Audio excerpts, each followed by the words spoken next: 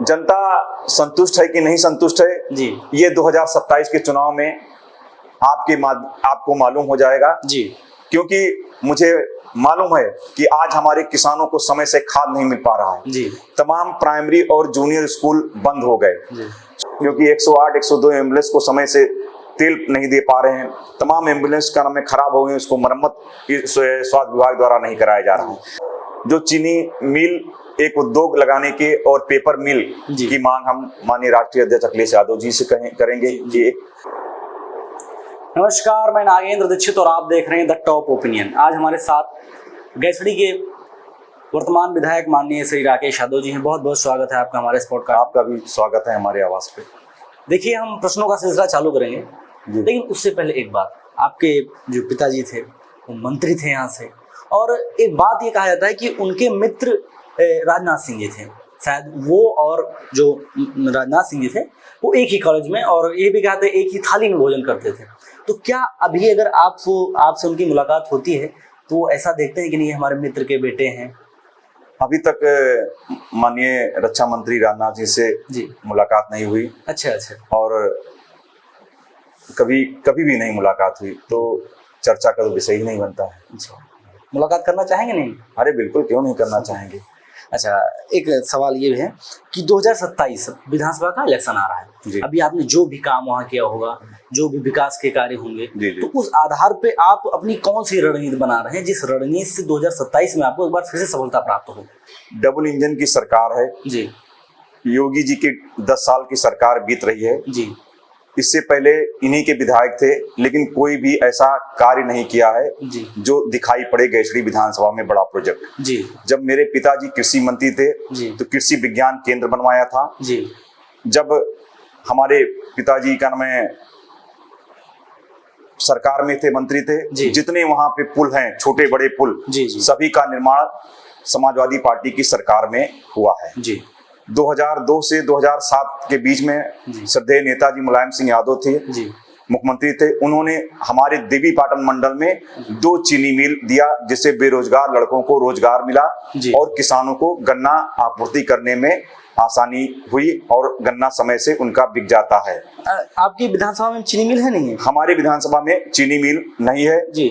जो मैजापुर में चीनी मिल लगी हुई है, 2007 से पहले उसका त्रिलोकपुर में मेरे पिताजी ने माननीय नेताजी से प्रस्तावित किया था, लेकिन हमारी सरकार चली गई। अगर सरकार होती तो वहीं बनता। वो बाद में वो चीनी मिल का नाम है भाजपा के ही लोग मैजापुर ले गए का नाम है।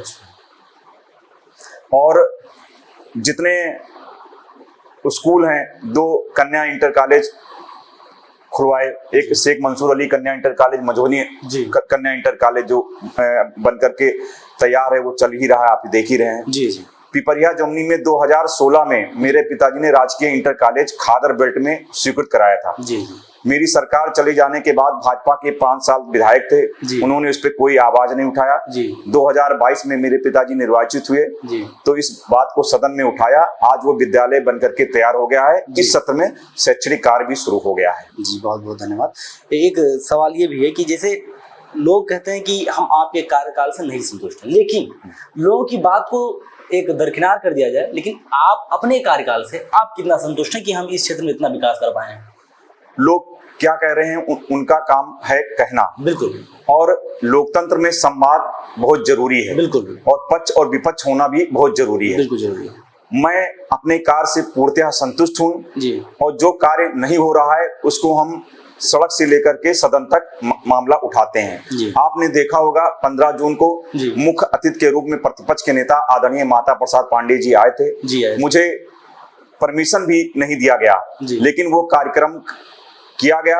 इसलिए किया गया कि जनता के हित में वो सड़क जो चंदनपुर से पचपेड़वा होते हुए उतरौला संपर्क मार्ग को जोड़ता है और साथ ही अयोध्या धाम प्रयागराज को भी जोड़ता है।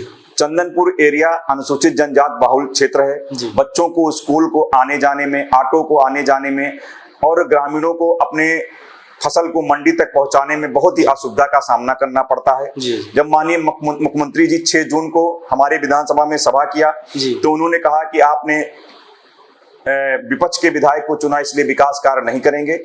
तो ये उनका जो नारा है सबका साथ सबका विकास, वो दिखावा है और झूठ के सरदार हैं वर्तमान मुख्यमंत्री योगी जी। अच्छा, एक सवाल ये भी रहेगा कि अभी आपने जो काम किया है, 27 में चुनाव, करीबन 5 महीने के बाद चुनाव आ रहा है। जी जी। तो जाहिर सी बात है आपने जो भी 2-3-4 सालों में से, क्योंकि यहाँ उपचुनाव से आप आए होंगे ना। जी जी जी। हाँ, उपचुनाव हो फिर आप जी जी विधायक निर्वाचित हुए। जी जी। तो उपचुनाव में भी आपको विजय मिली। तो क्या आप उपचुनाव से लेकर और अभी तक जो भी काम किए, हाँ, उसमें सबसे ऐसा कौन सा प्रबल काम किया जिस चीज को देखकर, जो काम को देखकर जनता आपको 2027 में मिस नहीं करना चाहेगी?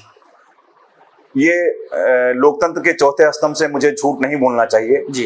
मैंने अपने अल्प समय में हमने कोई बहुत बड़ा काम नहीं किया हूं, क्योंकि सरकार ने कोई साथ नहीं दिया जी। सबसे मुख्य जो सड़क मांग था उसके लिए हमने धरना प्रदर्शन किया जी। और जो विधायक निधि से हमने छोटे मोटे सीसी रोड बनाए, कुछ विद्यालयों के लिए हमने कमरा का पैसा भी दिया जी। यही मेरे कार्य हैं। इसी के अनुसार अपने कार्यकर्ताओं की बदौलत 2027 के चुनाव में मैं जाऊंगा और माननीय राष्ट्रीय अध्यक्ष अखिलेश यादव और मेरे पिताजी ने जो गैसड़ी विधानसभा में काम किया है उनकी उपलब्धियों को लेकर के 2027 में हम अपने कार्यकर्ताओं के साथ उपस्थित होंगे। अच्छा, आपकी जनता की, मतलब जो गैसड़ी विधानसभा की जनता है, कहीं ना कहीं उसको परेशानी पड़ती होगी इस बात के लिए, जिसे आप रहते बलरामपुर में, हाँ, और गैसड़ी यहाँ से करीब कितने किलोमीटर होगा? हमारा यहाँ से कर में नथुनिया मोड़ जो नकटी नाला है, सिरिया नाला है, वहीं से मेरा विधानसभा चालू हो जाता है। अच्छा। पहले हमारा विधानसभा भगवानपुर से शुरू हो जाता था, तो नए परसीमन में अब गोविंदपुर यहाँ से 20 किलोमीटर से दूर है जी। तो कोई परेशानी नहीं होती है, जनता से हमेशा संवाद बना रहता है जी। मैं हफ्ते में, अगर मैं बलरामपुर जनपद में हूँ तो हफ्ते में 4 दिन अपने क्षेत्र में मैं रहता हूँ, लोगों के सुख दुख में रहता हूं और लोगों का मैं मोबाइल भी उठाता हूं और सारे काम जिला मुख्यालय से होते हैं। उसको हम लोग जनता से जुड़ करके उसको कार्य को कराने का प्रयास करता हूं। अच्छा, मान लीजिए आपसे जनता संतुष्ट नहीं है जी, तो इसका आप दोषी किसको बनाएंगे? खुद को बनाएंगे या फिर जो वर्तमान सरकार है उसको बनाएंगे? जनता संतुष्ट है कि नहीं संतुष्ट है जी, ये 2027 के चुनाव में आपको मालूम हो जाएगा जी। क्योंकि मुझे मालूम है कि आज हमारे किसानों को समय से खाद नहीं मिल पा रहा है जी। तमाम प्राइमरी और जूनियर स्कूल बंद हो गए, स्वास्थ्य का इतना बुरा हाल है कि जो छोटी जो दवा है वो वहां पे उपलब्ध नहीं है जी। अभी आप चले जाइए, कोई ARV इंजेक्शन जल्दी वहां उपलब्ध नहीं होता है। तो तमाम ऐसे मुद्दे हैं जो वर्तमान सरकार पूरी तरह से फेल है। ग्रामीण सड़कों का हाल समझ लीजिए बेहाल है। आप चले जाइए पिपरा से कठेर, आप चले जाइए भातर से रेहरा संपर्क मार्ग, डालपुर बकोली से बालापुर संपर्क मार्ग, तमाम ऐसे यहाँ पे आप रतनपुर से दुल्हनडी होते हुए चतुर्नगर मार्ग, तमाम ऐसे जो ग्रामीण रखे रजडरवा से औराहवा संपर्क मार्ग, चंदनपुर पचपड़वा रतनपुर चूटीवा होते हुए जो अयोध्या धाम को जोड़ता है उस सड़क सबसे ज्यादा जर्जर है जी। तमाम ऐसे मुद्दे हैं जिनमें भाजपा सरकार पूरी तरह से फेल है जी। और इन्हीं सब मुद्दों पर लेकर के मुझे विश्वास है कि समाजवादी पार्टी की सरकार को पुनः लाएगी, क्योंकि 108 102 एम्बुलेंस को समय से तेल नहीं दे पा रहे हैं। तमाम एम्बुलेंस का नाम खराब हो गए, उसको मरम्मत स्वास्थ्य विभाग द्वारा नहीं कराया जा रहा है। अच्छा, कभी आपने ऐसा किया कि भाई हम किसी गांव में जा रहे हैं तो हम बात नहीं करेंगे या फिर हम किसी को बताएंगे नहीं कि हम उस गांव में जा रहे हैं, और उस गांव का पहुंचकर आपने निरीक्षण किया कि क्या भाई काम चल रहा है? अगर मान लीजिए आपने किसी काम अपनी निधि से लाकर दे दिया, तो क्या काम वो अच्छे से पूर्ण हो रहा है? जो हमारे विधायक निधि है या PWD से जो काम हो रहे हैं जी, तो कहीं हम जाते हैं, अगर वो अच्छे तरह से काम नहीं होता है तो संबंधित अधिकारी को हम जनता के सामने ही फोन करते हैं जी, तो उसका क्रियान्वयन कराने का पूरा प्रयास करता हूँ। अच्छा, अगर आप 2027 में एक बार फिर से विधायक चुनकर आते हैं, आपकी सरकार बनती है, तो ऐसे करीबन 2 काम बताइए, जो काम 2 आप सबसे पहले करना चाहेंगे।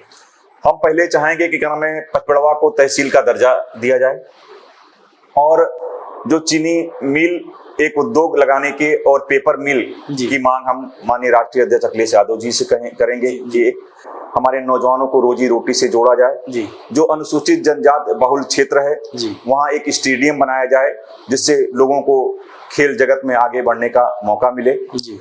हाथी धनकरपुर से भगवानपुर खादर होते हुए राप्ती नदी पर, बूढ़ी राप्ती नदी पर एक बड़ा पुल जिसकी मांग बहुत दिन से पड़ी हुई, उसको हम पूरा कराने का प्रयास करेंगे और शैक्षिक काम को आगे बढ़ाने के लिए जैसे माँ पाटोश्री विश्वविद्यालय, मेरे पिताजी इस दुनिया से जाते जाते सड़क पर लड़ करके गोंडा से यहाँ पर ले आए। कृषि विज्ञान केंद्र को माँ पाटोश्री विश्वविद्यालय से जोड़ करके, जिससे यहाँ एग्रीकल्चर का बढ़ावा मिले और हमारे लड़के अच्छी शिक्षा प्राप्त कर सके उच्च दर्जे के। आचार्य नरेंद्र विद्यालय है, ऐसे ही इसको पचपड़वा में जो कृषि विज्ञान केंद्र है उसको आगे इसको और आगे बढ़ाने का हम प्रयास करेंगे। बिल्कुल। अच्छा, आपका बाढ़ क्षेत्र है, कहते हैं यहाँ बाढ़ बहुत आती है, तो क्या सरकार के द्वारा, मुख्यमंत्री जी के द्वारा, और क्या आपने कभी प्रयास किया है कि इस बाढ़ का कोई अस्थायी निराकरण निकाल कर और किसी तरीके से इसको अस्थायी रूप से खत्म किया जा सके? देखिए, ये प्रकृति से जुड़ा हुआ मामला है जी, इसको आप अस्थायी रूप से खत्म नहीं कर सकते, लेकिन फिर भी उसका रख रखाव बचाव के लिए जी बांध बने हुए हैं, उनका हम लोग संरक्षण करेंगे जी। जो माननीय अखिलेश यादव जी की सरकार में जब सिंचाई मंत्री थे आदरणीय शिवपाल यादव जी, उन्होंने इस क्षेत्र में एक राप्ती नहर परियोजना जो सन 1989 से पड़ी हुई थी उसको बनवाया। वो राप्ती नहर आज चल रही है, लोगों को, किसानों को सिंचाई का साधन उपलब्ध हो रहा है जी। और जो हमारे डैम हैं उनका और उच्चीकरण कराया जाएगा, जिससे पहाड़ी नालों का पानी उसमें और रोका जाए, जिससे बाढ़ को लोगों को बचाया जा सके, उनके कृषि क्षेत्र को, और जो अधूरे बांध हैं उनको पूरा कराया जाएगा। अच्छा, आपका जो क्षेत्र है विधानसभा, और विधानसभा से करीबन आपके जो विधानसभा के करीबन जितने साइड वाले गांव हैं जो नेपाल बॉर्डर लगता है, हाँ। क्योंकि डायरेक्ट नेपाल बॉर्डर आपसे लगता है जी। तो नेपाल बॉर्डर से कहीं ना कहीं आपको कभी ऐसी खबर मिली कि यहाँ पर नशीली दवाओं का या गांजा का या इस सब का जो तस्करी हो रही है, कभी खबर ऐसी मिली आपको? नहीं, ऐसी कोई खबर नहीं मिली है जी। उल्टे जो हमारे क्षेत्र के रहने वाले हैं जी, जंगल में रहते हैं तो टेंगारी लेकर के या जाल लेकर के चलते हैं जी। तो वन विभाग और एसएसबी के लोग उनके खिलाफ उल्टे ही जुर्माना कर दिए हैं। अच्छा। जैसे वो सुअर का पालन भी करते हैं जी। उसके नाम पर तमाम हमारे अनुसूचित जनजाति के लोगों को जेल भेज दिया जाता है जी। तो यही सब मुद्दे हैं। हमने डीएम साहब से भी बात किया कि जंगल में रह रहे हैं तो कोई ना कोई हाथ में लेकर चलेंगे, क्योंकि जंगली जानवरों का हाँ, बिल्कुल भय बना रहता है, लेकिन उसके नाम पर जांच कर ली जाएगी। अगर वो वन्य जीव को नुकसान कर रहे हैं तो उनके खिलाफ कार्रवाई की जाए, ना कि क्या नाम है, अगर अपने रक्षा के लिए कोई हथियार ले रखे हैं तो उसके आधार पर उनको जेल भेज दिया जाए। अच्छा, अभी आप जब खाली समय में रहते हैं कि ठीक है हम अब सारा कार्यभार करके और फिर आके अपने घर पे आवाज से बैठे हैं, उस टाइम क्या सोचते होंगे कि हमें अपनी विधानसभा के लिए क्या सोचना चाहिए? हम खाली रहते हैं तो अपने परिवार के साथ भी बैठे रहते हैं जी। तो जो हमारे सेक्टर प्रभारी हैं, बूथ प्रभारी हैं जी, तो उनके लिए भी समय निकाल करके हम उनसे हालचाल भी लेते रहते हैं जी, जी। कि क्षेत्र का क्या हाल है, क्या है। बिजली की सबसे बड़ी समस्या हमारे क्षेत्र में है जी। समझ लीजिए ट्रांसफार्मर सारे उच्चीकरण होने लायक है, लेकिन वर्तमान सरकार प्रस्ताव मांग ले रही है, लेकिन कोई भी कार्य नहीं कर किया जी। अखिलेश यादव जी की सरकार में मेरे पिताजी मंत्री थे तो एक विद्युत सब स्टेशन परसा पलईडी बनवाए थे जी। उसके अलावा कोई विद्युत सब स्टेशन 10 साल में नहीं बना हमारे गैसरी ब्लॉक में, पचपड़वा ब्लॉक में, जबकि बहुत ही आवश्यकता है। फीडर बहुत बड़े बड़े हैं, लेकिन कोई भी 50 मीटर केबल खराब हो जाता है जी। लेकिन इनके स्टोर में केबल नहीं उपलब्ध हो पा जाता है, जिससे 10-10 दिन लोगों बिना लाइट के रहना पड़ता है। जबकि वर्तमान समय में हमारा क्षेत्र जंगल एरिया है, जंगली जानवरों से भय भी बना रहता है। पहले लोगों के पास रोशनी के लिए मिट्टी तेल भी मिलता था, वो भी नहीं मिल पा रहा है जी। जिससे ग्रामीण बहुत ही परेशान रहते हैं। बिजली व्यवस्था सबसे ज्यादा अगर चरमराई हुई है तो गैसरी और पचपड़वा में।